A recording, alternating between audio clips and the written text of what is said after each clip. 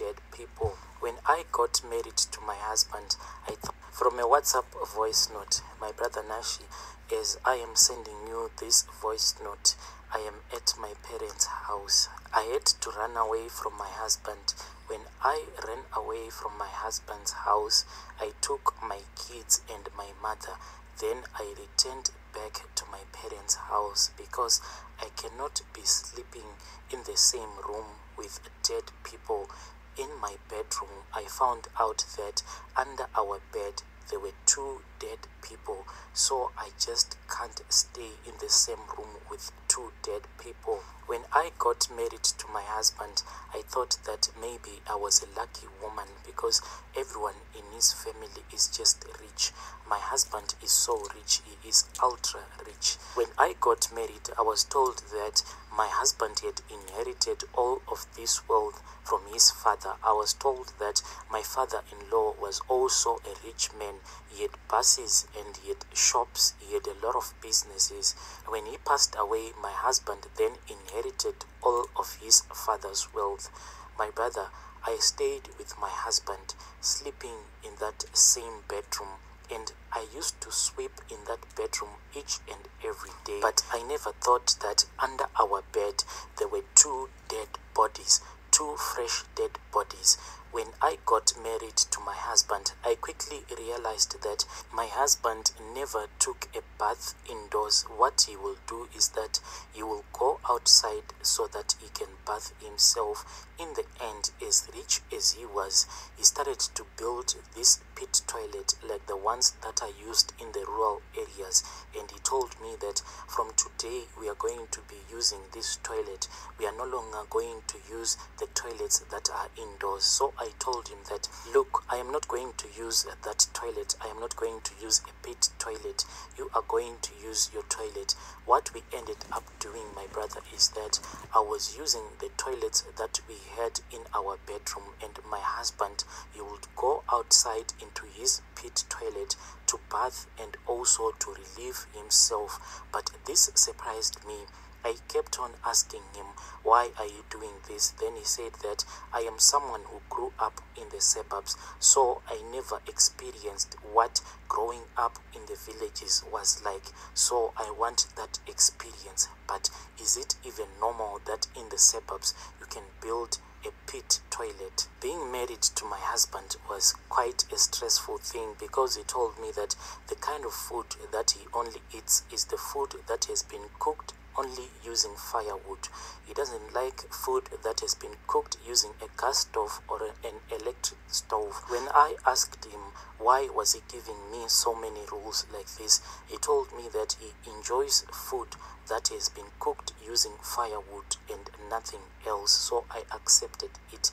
When I got married to my husband, I never suspected that my husband and their family is just a family of ritualists. I just thought that, oh well, they are rich people, and these rich people sometimes they can have a weird behavior, but not even a single day did I ever suspect that I am living with a ritualist. The most important rule that my husband had given me, he said to me, as long as I'll be married to him and as long I was staying at his house, no one in his household was allowed to go to church. So I stopped going to church because I respected my husband so much. My brother Nanshi, I stayed with my husband at this house for more than 17 years.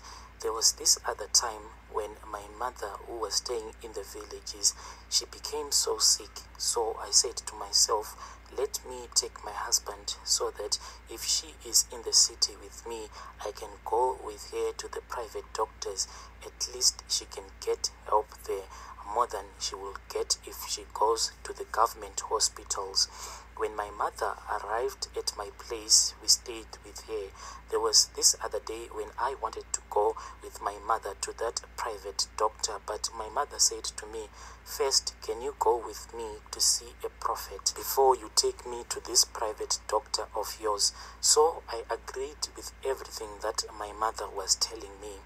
We went to this white garments prophet. When we arrived at that white garments prophet house, he then gave me a stone. and he looked at me and he said that, "Woman, I can see that you are a ritualist. For such a long time, you have been enjoying this ritual money. But I can also see that it is not by choice that you are a ritualist, but it is your husband. Your husband is the one that is involved in these rituals.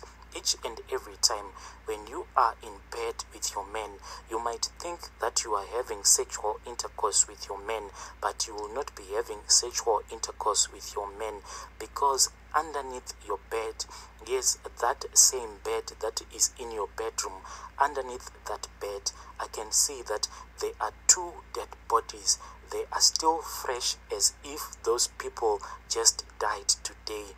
When this prophet told me all these stories, I just thought that maybe he had seen that I am a rich woman. Maybe he just wanted my money.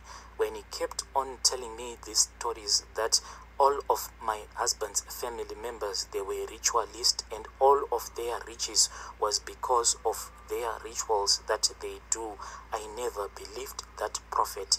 When he had seen that I was not believing all of his prophecies, he then said to me, "Woman, please take this stone, and when you go back to your house, I want you to take this water that I have given to you, and I want you to sprinkle this water in your bedroom, and you will see everything." My brother Nashi, me and my mother, we drove back to my house, and when I arrived in my house, I went straight to my bedroom, and I did as that white garment prophet had told me. Early in the morning, then I woke up, then I started to clean my bedroom. As I was sweeping my bedroom, I tried to sweep under my bed, but when I did that, I felt that underneath my bed, there was something that was very stiff. So I looked under my bed. What I saw under my bed truly shocked me. This whole thing, when it happened, it was like it was reality, but at the same time, it was like I was not seeing things that were there. What I saw there were two dead bodies. It was a body of a female and a body of a male. Both of them, they were sleeping on this reed mat. And when I looked at them, I saw that these people seemed as if they had recently died. But this amazed me, because I had been sleeping in this bedroom for many, many years. I was shocked with everything that I had seen on that day. What I did, I just went to where my mother was. I said to my mother, "Mother, I want you to take your clothes and your bags. We are going to leave this house today." I just took my kids and my mother, then we fled back to the village. But my mother, I never told her. I just pretended as if me and my husband, we had an argument, and that was the reason why I had ran away from my house. Now that I am in the village, my husband calls me each and every day. When he calls me, he tells me to come back. He says that he is missing me and he is missing the kids. Now I am afraid to tell him that I saw some dead bodies under our bed. What scares me the most is that I am afraid that if my husband has been keeping this secret from me for the past 17 years, what else is he going to do if he finds out that I now know that he is just a ritualist?